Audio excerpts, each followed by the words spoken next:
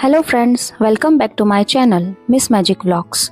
आज इस ब्यूटीफुल सी साड़ी का मैं एक पार्टी गाउन बनाने वाली हूँ। देखिए, इस तरह की साड़ी आप में से बहुत सारे लोगों के पास होंगी, तो इससे हम एक बहुत ही खूबसूरत पार्टी गाउन बनाएंगे क्योंकि ये साड़ी बहुत ओल्ड फैशन्ड हो चुकी है और हम इसे कहीं पहन नहीं सकते। तो मैं इसका पल्ले का पार्ट को यूज़ नहीं करूँगी और इसके लिए मैंने अस्तर का कपड़ा 3 मीटर यूज़ किया है। देखिए, इस तरह से मैं सबसे पहले पल्ला काट के अलग कर लूँगी। अब हम साड़ी के जो एक साइड की बॉर्डर है उसे कट करेंगे और उसे दूसरी साइड पर ऐड कर देंगे जब हम बॉटम पार्ट रेडी करेंगे उस वक्त। तो हम इस तरह से साड़ी को फैलाकर देखो इस तरह से रखेंगे साड़ी को फैलाकर, और हम बॉर्डर की कटिंग आधा इंच येलो कपड़ा लेकर कट करेंगे क्योंकि वो सिलाई में चला जाएगा। ठीक है, तो अब इस तरह से हम बॉर्डर को कट करके अलग कर लेंगे। मैं यहाँ पे आपको पूरा कट करते हुए नहीं दिखाऊंगी, आपको इस तरह से बॉर्डर अलग कर लेनी है। फिर अस्तर के कपड़े में से मैं इस तरह से चोली के पार्ट के लिए 4 फोल्ड में कपड़ा रख दूंगी कट करके। इसकी लंबाई हमें 16 इंच लेनी है क्योंकि मुझे 15 इंच तक की लंबाई चाहिए, और चौड़ाई आप अपने हिसाब से ले सकते हैं। जो भी मतलब आपका सीने का भाग होगा उसके हिसाब से आपको चौड़ाई लेनी पड़ेगी। अब मैं यहाँ पर शोल्डर मार्क कर रही हूँ, तो मैं 7 इंच पर इसे कर रही हूँ और 7 इंच का ही हम आर्म होल रखेंगे। 7 इंच का शोल्डर पर मार्क करेंगे और 7 इंच का ही आर्म होल पर मार्क करेंगे। उसके बाद सीने के भाग का चौथा हिस्सा लेकर मैं उस पर भी मार्किंग कर दूंगी। इस तरह से आप वीडियो में देख सकते हैं मैं कैसे मार्किंग कर रही हूँ, और 2 इंच का एक्स्ट्रा मार्जिन में ले रही हूँ। उसके बाद कमर का नाप, उसका भी चौथा भाग, उसमें 1 इंच हम टक्स के लिए और 2 इंच मार्जिन के लिए लेकर हम निशान लगा लेंगे। अब इस तरह से मैं सारे निशानों को सीधा मिला लूँगी। देखिए, इस तरह से हमें इन निशानों को मिला लेना है।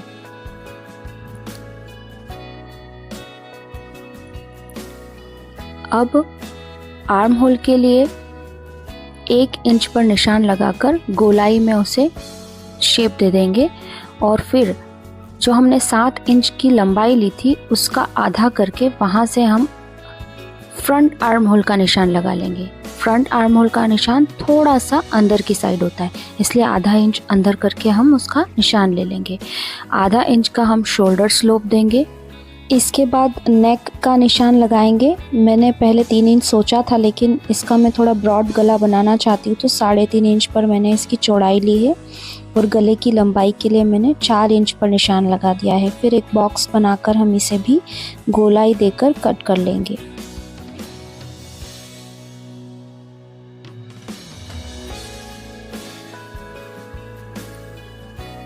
शोल्डर स्लोप को इस तरह से मिला देंगे। अभी हम गले की कटिंग नहीं करेंगे, और सेंटर पार्ट से टक्स लगाने के लिए 3.5 इंच पर या 4 इंच पर भी आप निशान लगा सकते हैं। 4 इंच ऊपर की साइड निशान लगा देंगे। इसे आप कंधे से भी मेज़र कर सकते हैं, कंधे से 10 इंच नीचे की ओर निशान होना चाहिए। इस तरह से प्रिंसेस कट का मैं इसे शेप दे रही हूँ क्योंकि मैं इसे प्रिंसेस कट में बनाने वाली हूँ।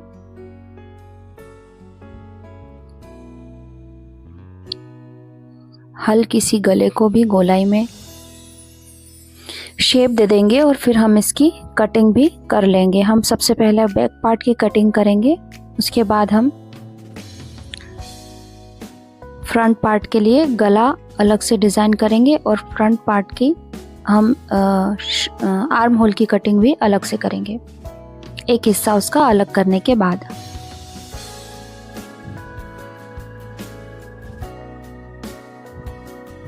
अगर आपका कपड़ा चिकना है या फिसलता है तो आप पिन अप करके कटिंग कीजिए, वरना आपकी कटिंग गलत हो सकती है। देखिए, इस तरह से मैंने कटिंग कर दी है। अभी हम गले के पार्ट को कट नहीं करेंगे, मैं सिर्फ उसे सेपरेट कर लूँगी क्योंकि हमें बैक पार्ट अलग करना है। गले को हम मेन फैब्रिक पर रखने के बाद, उसे स्टिच करने के बाद उसे कट करेंगे, तो इसके लिए हमें अलग से गले को फिनिशिंग देने के लिए उरेप पट्टी लगाने की ज़रूरत नहीं पड़ेगी। अस्तर के साथ सीधा ही गला फिक्स हो जाएगा। मैं ज़्यादातर सूट में यही टेक्निक अपनाती हूँ, इससे सूट सिलना आसान हो जाता है। हाँ, अगर बिना अस्तर का कोई सूट आप सिल रहे हैं तो आपको अलग से उरेब की पट्टी कट करके गले पर उसे लगाना पड़ेगा। दोस्तों, आपको मेरी वीडियो अगर पसंद आती है तो आप मेरी वीडियो को लाइक, शेयर और मेरे चैनल को सब्सक्राइब ज़रूर करें। इस तरह से मैंने फ्रंट पार्ट के आर्म होल की कटिंग भी कर दी है। फ्रंट और बैक दोनों पार्ट को इस तरह से हम साड़ी पर रखकर कटिंग कर लेंगे। अब ये फ्रंट का पार्ट लेकर हम सबसे पहले इस पर नेक की कटिंग करेंगे। इसके लिए मैं कपड़े को इस तरह से फोल्ड करके रख दूंगी। के बाद मैं नेक के लिए 3.5 इंच पर निशान लगाऊंगी। यहाँ पर आपको 3 इंच दिखाई देगा, लेकिन बाद में मैंने उसे करेक्ट कर लिया था क्योंकि मैंने बैक पार्ट पर 3.5 इंच पर ही गले का निशान लगाया था। तो आगे का और पीछे का दोनों हिस्सा सिमिलर होना चाहिए, वरना शोल्डर अटैच करते समय दिक्कत आएगी। तो इस तरह से मैं फ्रंट के गले के लिए मार्किंग कर लूँगी।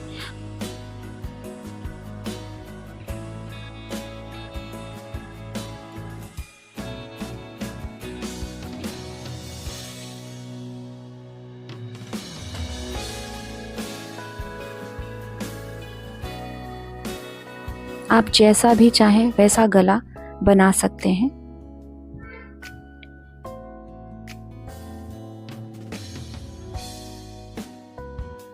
अब इस निशान पर कटिंग करने के बाद हम इसे मेन फैब्रिक पर रख कर स्टिच कर देंगे। नेक पार्ट को किस तरह से करेंगे वो मैं आपको आगे बताती हूँ। पहले हम मेन फैब्रिक का सेंटर पार्ट निकालेंगे। तो ये मैंने ले लिया है मेन फैब्रिक। हमें सीधी साइड पर अस्तर का भाग रखकर ही सिलाई करनी है, लेकिन मैं पहले यहाँ पर इसका सेंटर निकाल रही हूँ।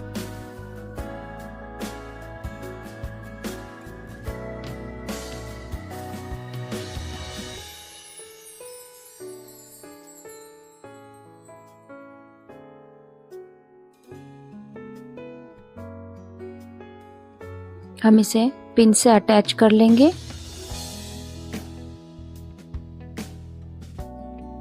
और उसके बाद हम स्टिचिंग कर लेंगे।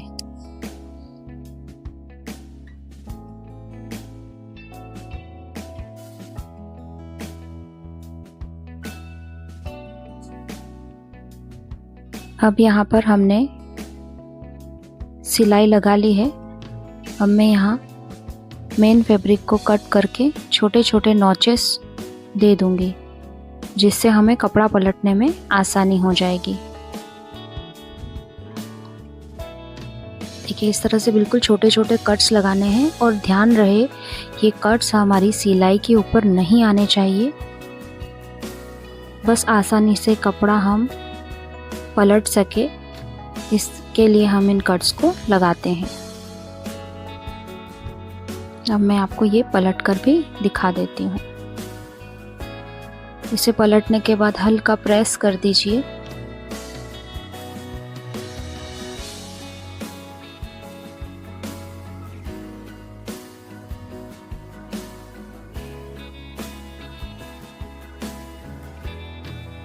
देखिए, ये सेट हो गया है। इसी तरह से मैं बैक का गला भी अटैच कर लूँगी। अब यहाँ पर हम घोटा पट्टी की एक लेस लगाएंगे, क्योंकि एक पार्टी वेयर गाउन बना रही हूँ तो इसको थोड़ा सा हम लेस से डेकोरेट करेंगे। हालांकि पूरी साड़ी में गोल्डन जरी का वर्क है जो बहुत खूबसूरत लग रहा है, लेकिन फिर भी मुझे ऐसा लगा कि मुझे यहाँ ये अटैच करना चाहिए। अब बैक के गले के लिए मैं इस तरह से मार्किंग कर लूँगी और इसे भी फ्रंट के नेक की तरह हम अटैच कर लेंगे।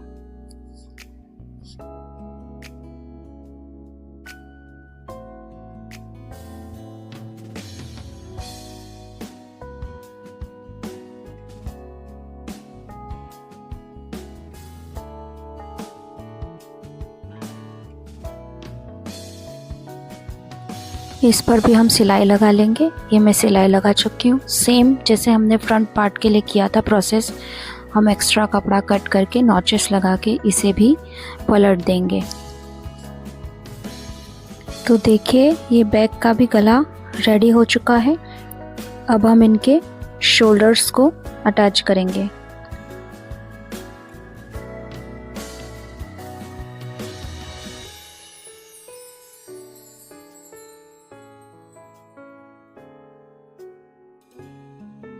मैं जिस तरह से वीडियो में बताऊंगी आपको दोनों पार्ट्स को उसी तरह अटैच करना है। देखिए इस तरह से जॉइंट्स को उल्टे पार्ट के साथ उल्टे और सीधे पार्ट के साथ सीधे को रखकर जॉइन कर लेना है।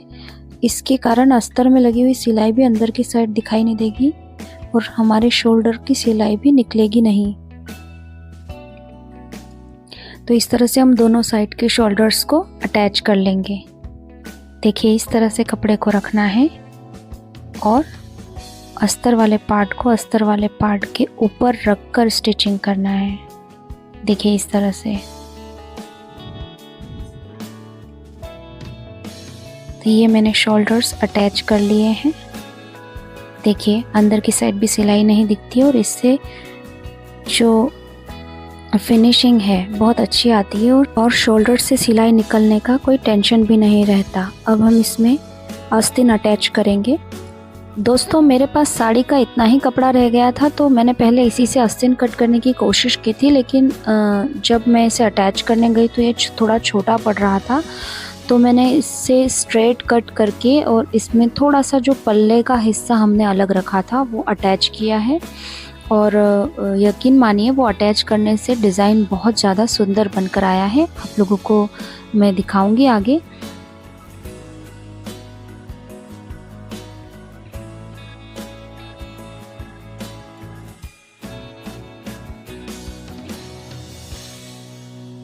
मैंने इसे बाद में फिर से स्ट्रेट कट किया और उसके बाद मैंने आर्म होल के लिए पल्ले के कपड़े पर निशान लगाया और उसे इसके साथ अटैच करके मैंने आस्तीन बनाई है।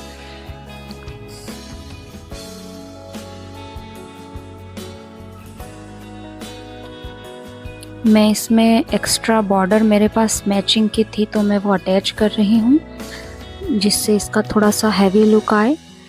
और इस तरह से एक मैचिंग बॉर्डर में ऊपर की साइड भी अटैच करूँगी। ये हमारी आस्तीन बन के रेडी हो गई। और ये मैं अब यहाँ पर थोड़ा सा जो एक्स्ट्रा पार्ट आस्तीन के लिए मैंने लिया था उसके लिए निशान लगा रही हूँ। हमने पुरानी आस्तीन को स्ट्रेट कट कर दिया है, मतलब जहाँ मैंने आर्म होल का मार्किंग किया था और कटिंग किया था उस जगह को मैंने पूरा ही कट कर दिया और मैं नया कपड़ा ही वहाँ पे जॉइंट करने वाली हूँ। तो आगे दिखाती हूँ आपको मैंने किस तरह से उसे अटैच किया है। तो ये मैंने निशान लगा लिया है आस्तीन के लिए पल्ले वाले पार्ट पर। अब देखिए ये मेरी आस्तीन है और इसे मैं यहाँ पे अटैच कर लूँगी। तो ये इतना सा मैंने पार्ट लिया है सिर्फ ताकि आस्तीन ज़्यादा लंबी ना हो और मैं इसे आस्तीन के साथ जॉइन कर लूँगी। अब हम आस्तीन को अटैच कर लेंगे सीधे भाग की तरफ सीधा भाग रखकर। ध्यान रहे फ्रंट पार्ट की कटिंग थोड़ी सी ज़्यादा होती है गहरी, तो फ्रंट पार्ट की आस्तीन को ही फ्रंट पार्ट की चोली के पार्ट के साथ ऐड करें और उसके बाद उसकी स्टिचिंग कर दें। और फिर फिटिंग का जो हमने निशान लगाया है मैं उस फिटिंग के निशान पर भी सिलाई लगा दूंगी। ये देखिए इस तरह से मेरा चोली का पार्ट रेडी हुआ है। देखिए आस्तीन कितनी खूबसूरत लग रही है। एक छोटी सी गलती की वजह से ड्रेस बहुत ज़्यादा खूबसूरत बनकर रेडी हुई है। तो कभी कभी गलतियां होना भी अच्छा होता है। अब देखिए मैं बॉटम पार्ट के लिए प्लीट्स वाला बनाऊंगी।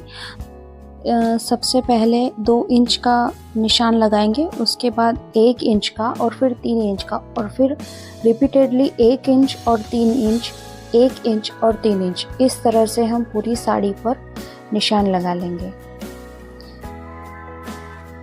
देखिए 3 इंच फिर 1 इंच फिर 3 इंच इस तरह से मैं निशान लगा रही हूँ।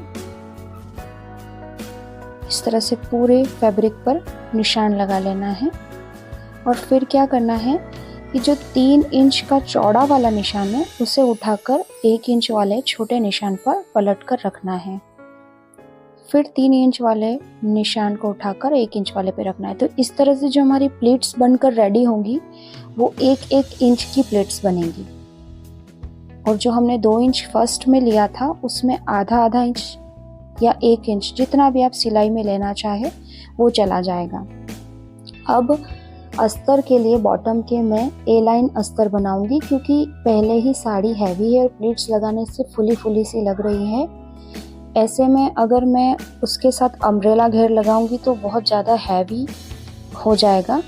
तो मैं ए लाइन अस्तर बनाने वाली हूँ। तो कमर का नाप लगाकर नीचे जितना भी हिस्सा है चौड़ाई में मैंने ले लिया है, क्योंकि 3 मीटर अस्तर ही था और हमने आधा मीटर तो हमने चोली के पार्ट में यूज़ कर लिया था। तो बाकी बचे हुए कपड़े से मैंने ए लाइन अस्तर कट कर लिया है। इस तरह से अब हम कमर के हिस्से को साड़ी वाले यानी मेन फैब्रिक के कमर के हिस्से से जोड़ लेंगे।